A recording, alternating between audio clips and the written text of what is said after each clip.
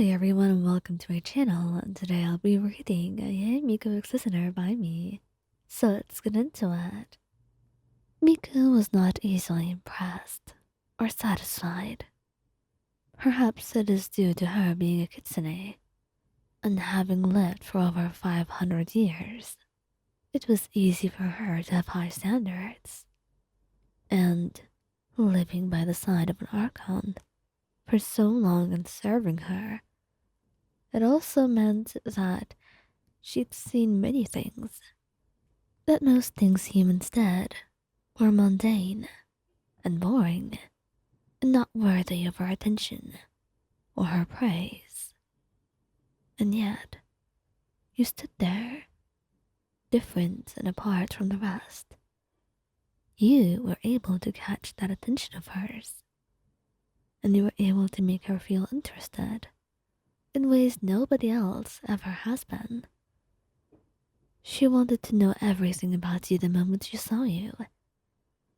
And that's how it all started. With her teasing you, watching over you, giving you enough special treatment that everyone around her thought you were just casting a spell on her. But it turns out, you didn't need a spell of any sort. She was utterly and absolutely infatuated with you. No spell and no magic. Just you and your personality, your kindness and your charm. And the way you could talk to her. It always made her heart flutter in a way nobody else has ever been able to make it. And yet you came and did it so easily, unaware of what you were doing to her. So of course, that was why she was always so drawn to you. And how you eventually ended up as partners. It was an easy choice for her. She wanted you. And what Miko wanted, she would always make sure she got. And nobody could keep her from that. And you did want her as well. But right now, even though you were together and she was very in love with you, there were days when you felt like she was not giving you enough attention. It was not like you wanted her at your beck and call. You didn't want her 24/7, but you did want her very badly today. Maybe you were needy, maybe you were clingy, but there was no shame in that. At least not for you. You just wanted to be around her, and that was not something you were willing to compromise. And if there was no easy way to get her attention by any traditional means, then you were just going to get crazier and crazier in your attempts until she finally paid attention to you. And that's how it started. Your first idea was to walk around the house with a see-through shirt, but she was wearing her glasses and reviewing a novel. You knew it was super important. It would be published soon. But you couldn't help but feel a little bit jealous. Because she was paying attention to a novel and not you. And you felt a little bit more worthy of that. But so, even as you walked around and pressed a soft kiss to her cheek as you passed by, all she did was smile at you and go back to her reading like nothing else was happening in front of her. And that marked your first failure. Now, your second attempt was not all that much better. You were in the kitchen, and you decided that maybe she'd be a little bit afraid of you just breaking some of her special plates. But you had no idea what was going on with her at work that would make her so busy, and for things that were once important to seem secondary to her. There was the sound of a ball breaking, and she didn't even look up from her book. So you just called out to her, frowning. "Miko, I'm really sorry about breaking it. I'll buy you another." "It's alright, darling. You don't have to worry about it. Are you hurt?" "No, I'm not. you say. And then she stops responding, like that was all the confirmation she needed to go back to her work. And you're touched. You really are. You're touched enough that she cared about you getting hurt more than anything else. But it wasn't what you wanted right now. What you wanted was her undivided attention, and she was not giving you that yet. So, you would not stop your attempts. Instead, you started on with your last and final idea. One that could never fail, no matter what. You were in your room, and you were certain that she would be passing to get something here. She left her book, after all, the one that she was reviewing. And so, as she passed by, you made sure to let out a moan of her name. And that was enough for her to come in and cough, looking at you. Sweetheart, did I hear something? I'm not sure. Did you? I think I did, she said, a teasing lull to her voice as she looked you over, inspecting you with her eyes, her sharp eyes that were piercing enough to look through your very soul. And after a bit of looking at you, she let out a satisfied sigh, chuckling to herself. You know, if you want my attention so badly, you could just come and ask. There is little need to do all of that. You could just tell me, and I would give you what you need, she whispered, and you blushed brightly. Well, that fox had got onto you, and you were unable to hide anything from her at all. It was not easy to hide things from Miko. It never would be. And today was just proof of that.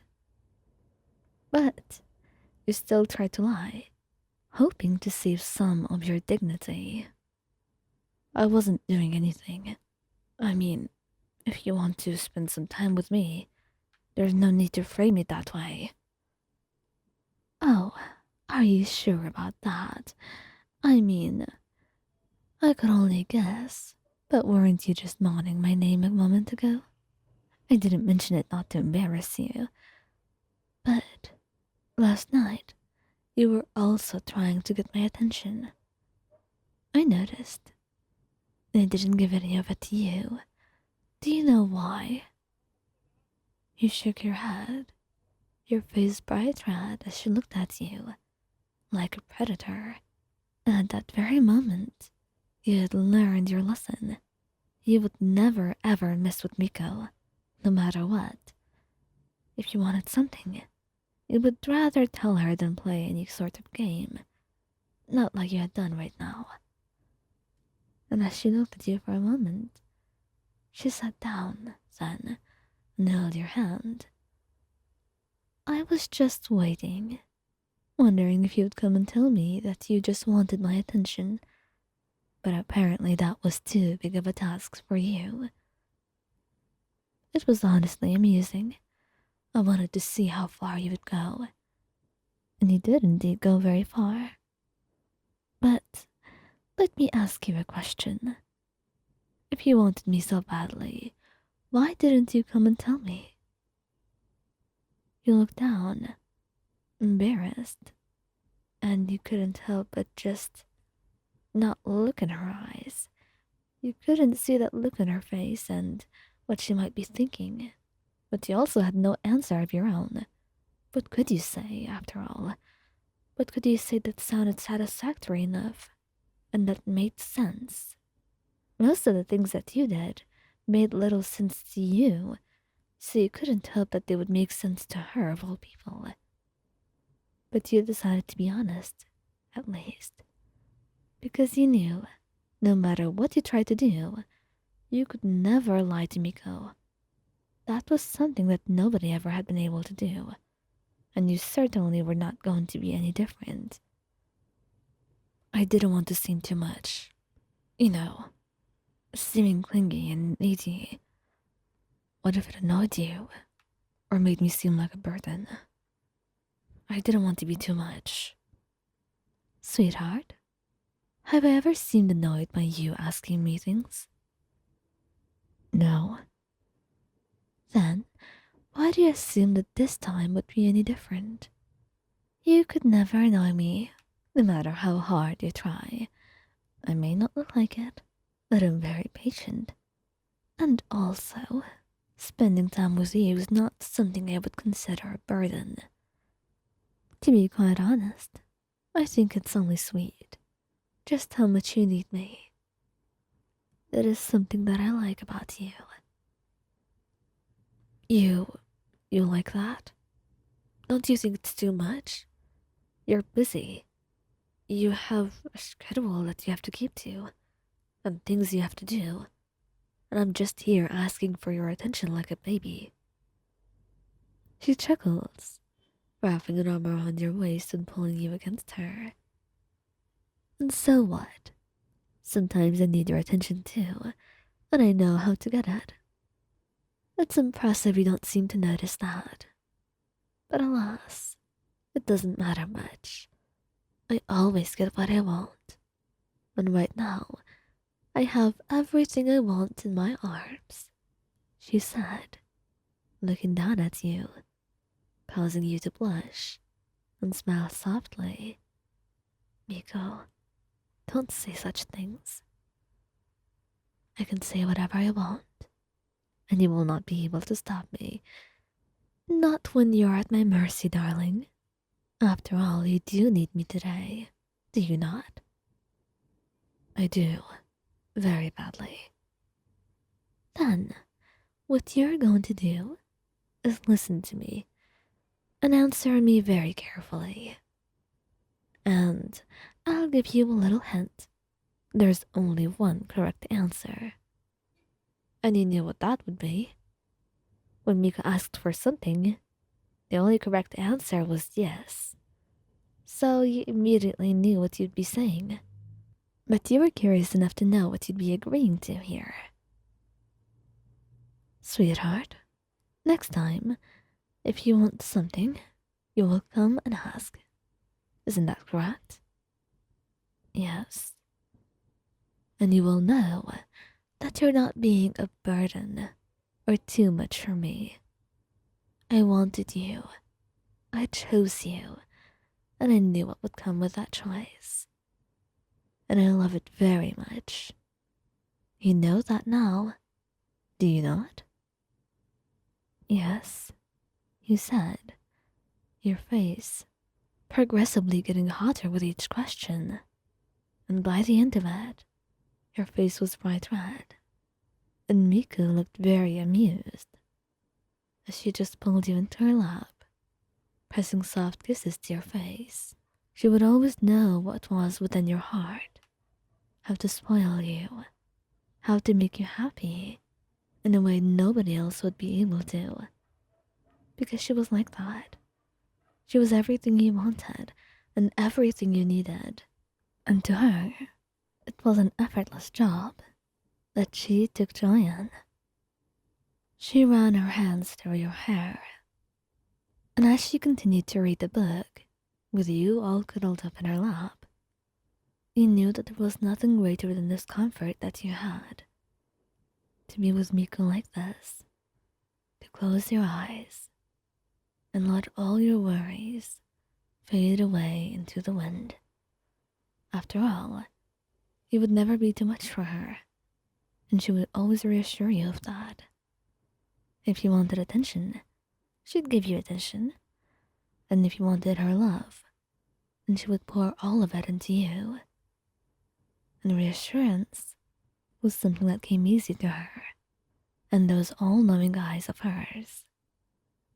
Perhaps it came with age, or maybe it was your souls that were intertwined, but you could always tell what was in your mind without you even needing to say a single word. And that was all you needed, for someone to understand you and to love the you that they see.